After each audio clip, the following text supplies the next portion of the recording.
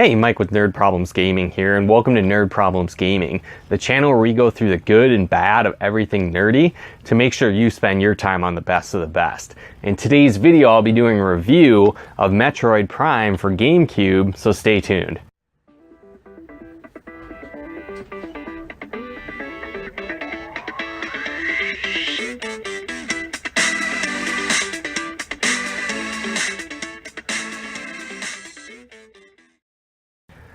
Now, if you're not really familiar with the Metroid series, basically you play as Samus Aran, intergalactic bounty hunter, and you will go to different planets, different places in space, and fighting space pirates, crazy aliens, and more. And the Metroids have been kind of their main enemy throughout the game. But in this game, basically you travel to the planet Talon 4, which is either home to or the Chozo used to live there, which is basically like the bird race that was like super technologically advanced that actually raised Samus as a child. And so they gave her special powers like her super suit that she uses throughout the games, as well as other different abilities granted by the Chozo bird race people as well. So it's kind of cool. It's kind of more like an ancient civilization mystery kind of atmosphere, where you're discovering ancient ruins,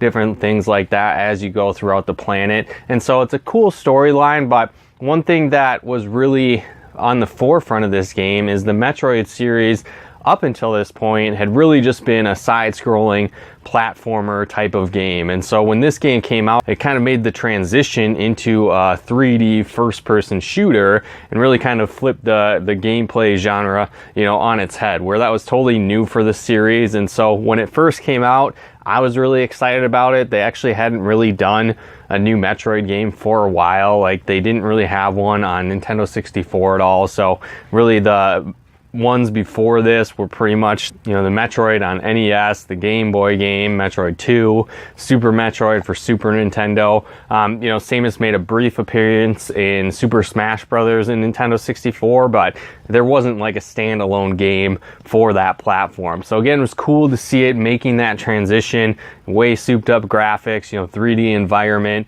and then kind of taking it that first person shooter aspect as well was definitely new to the series. And so it was really cool to see that going in and playing it, and then being able to use the powers that you had played in all the previous game, the morph ball going down to the little ball and having kind of it shifting into that 2D side-scrolling aspect in some points of the game, but also using it in 3D, using all of her special abilities like the ice beam, the wave beam, getting powered up suits throughout the game too. So it was pretty cool getting to play that and see it in a 3D environment, and then also again trying that out in the first-person shooter realm. Now, when I first played this game, it was a lot of fun. It was super exciting.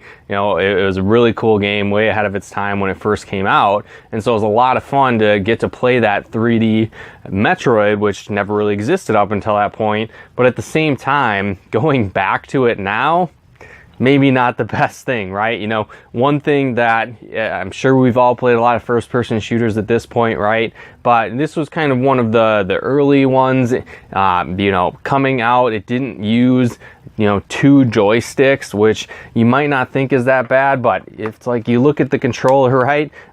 It's got kind of a second joystick almost, right? But it doesn't have that feature. So going back and playing it is really tough. I was like, wow, I remember this being such a great game. I wanted to play it again. A few months ago, I picked it up. I'm like, all right, let's try this.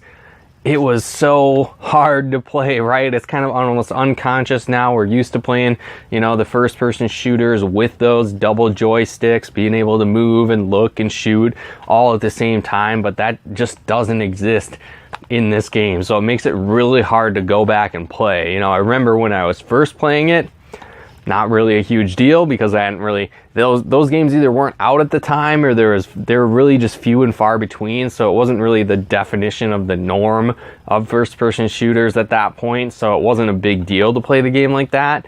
But going back now, trying to play it, it's very hard to be able to do that and kind of rewire your brain to not use the 2 joysticks while playing a first-person shooter. So again, it's definitely, I feel almost more challenging now to, again, undo that gameplay mechanic that you're so used to at this point, but it's a really fun game. The storyline is cool. It's cool to see a Metroid game in 3D, so it's a lot of fun to play. It's pretty in-depth. There's a lot of hidden secrets and hidden lore within the game as well, which is pretty cool. You can really like scan every enemy, any like technology in the background, weapons, and there's just all kinds of different backstory and lore that goes with it that you can plug into and read about in the game as well. So that's kind of fun to see the extended story, the extended universe that they really created in this game as well. But yeah, if you haven't picked it up, it's definitely worth a playthrough, checking it out, but be warned, it's a little hard to play now if you've been playing first-person shooters for any length of time,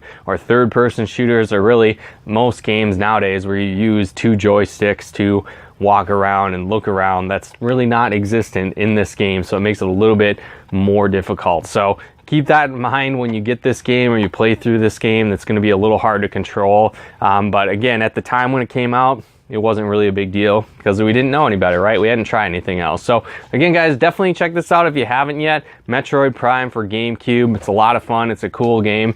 Worth your time picking it up and playing through this game. Now, again, also maybe you like our videos, maybe you like content like this, maybe you want to get early access to our videos, help us pick videos on the channel. That sounds like something you'd be into. Definitely check out becoming a patron of ours over on patreon.com/Nerd Problems Gaming. Like I said, depending on where you get started, you can help us get early access to videos, help us choose videos, and more. Again, you can access that over on patreon.com/Nerd Problems Gaming. And then also, if you'd like to plug into our Let's Plays and live streams that we do over on Twitch, you can follow us over at twitch.tv/MikeMacDirect. Again, that's twitch.tv/MikeMacDirect, and you can follow us over there to plug into those Let's Plays and live streams that we do as well. But again, guys, thanks for tuning in. We'll talk to you more soon.